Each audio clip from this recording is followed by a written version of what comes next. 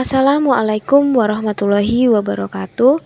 Halo teman-teman, kami dari kelompok 2 yang beranggotakan Anggi Destasari, NPM 202200007, Putri Ayu Nandawati, NPM 2022011, dan Selviana Puspita Dewi, NPM 2022028. Di sini kami akan membahas mengenai sejarah budaya masyarakat Lampung pada zaman baru, tahun 1500 sampai 1800 Masehi.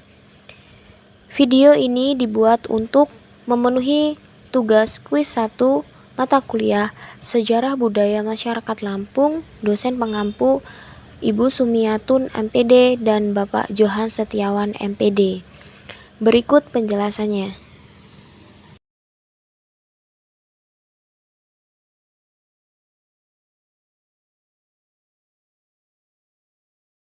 Pengaruh Banten rupanya sudah dirintis sejak permulaan berdirinya Kesultanan Banten, yaitu Fathahillah sendiri.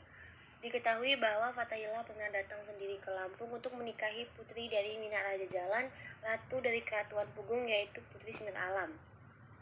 Perkawinan Fathahillah dengan Putri Sinar Alam adalah perkawinan politis, dilaksanakan dalam rangka usaha Fathahillah untuk menarik Lampung ke bawah pengaruh Banten dalam menentang Portugis. Sebagaimana kita ketahui, sejak ditemukannya jalan perdagangan Eropa Asia melalui selatan benua Afrika melalui wilayah Nusantara untuk membeli rempah-rempah langsung dari kebunnya. Dalam hal ini, bangsa Portugis merupakan pelopornya. Inilah permulaan masa bahan politik yang besar di kawasan Asia umum dan khususnya bagi Nusantara. Jadi jelas bahwa masa antara tahun 1500 sampai 1800 Masehi pengaruh Banten atas Lampung sudah demikian kuatnya. Penjelasan yang kedua yaitu penyelenggaraan hidup dalam masyarakat pada zaman baru tahun 1500 sampai 1800 Masehi. Sebagaimana kita ketahui bahwa kebutuhan pokok dari sebagian besar penduduk ialah beras. Semua kebutuhan pokok baik berupa pangan maupun sandang diusahakan atas usaha sendiri. Mereka menanam padi di ladang yang mereka kerjakan secara berpindah-pindah. Daerah Lampung masih luas dibandingkan dengan jumlah penduduk pada saat itu. Orang Lampung pada umumnya sederhana dalam penghidupannya, tetapi di segi lain ia menunjukkan kegemarannya akan pujian sebagai ternyata dari pemberian nama yang besar-besar pada kampungnya, dari pemilikan nama-nama yang agung oleh para lelaki, dari pemakaian hiasan yang mahal oleh para wanitanya pada saat waktu pesta. Hal itu dilakukan untuk keperluan yang memuaskan rasa akan terpujinya. Yang ketiga yaitu kehidupan seni budaya. Yang pertama, pendidikan. Dalam periode zaman baru, ini dapat dikatakan bahwa masyarakat Lampung pada dasarnya mempunyai struktur sosial yang tradisional, suatu bentuk kemasyarakatan yang sederhana. Bimbingan yang diperlukan untuk mempersiapkan anak-anak supaya berkemampuan memenuhi kebutuhan hidup diri dan keluarganya kelak ditangani sejauh mungkin dalam lingkungan keluarga besar.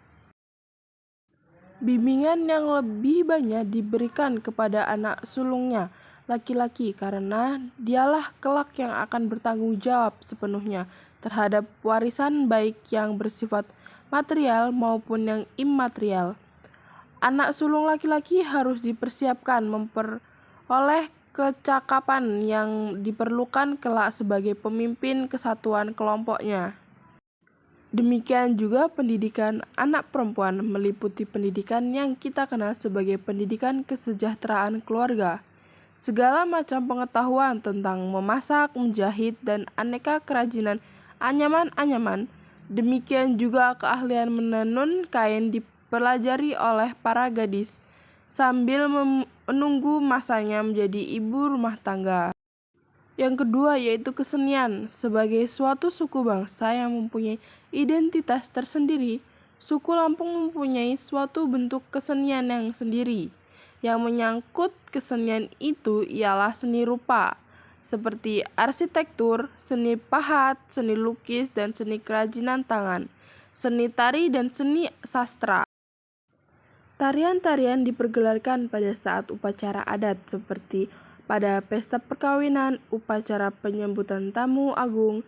Dalam seni sastra berkembang dengan baik yang disebut cerita rakyat, peribahasa, pepatah, pantun, teka-teki, dan sebagainya.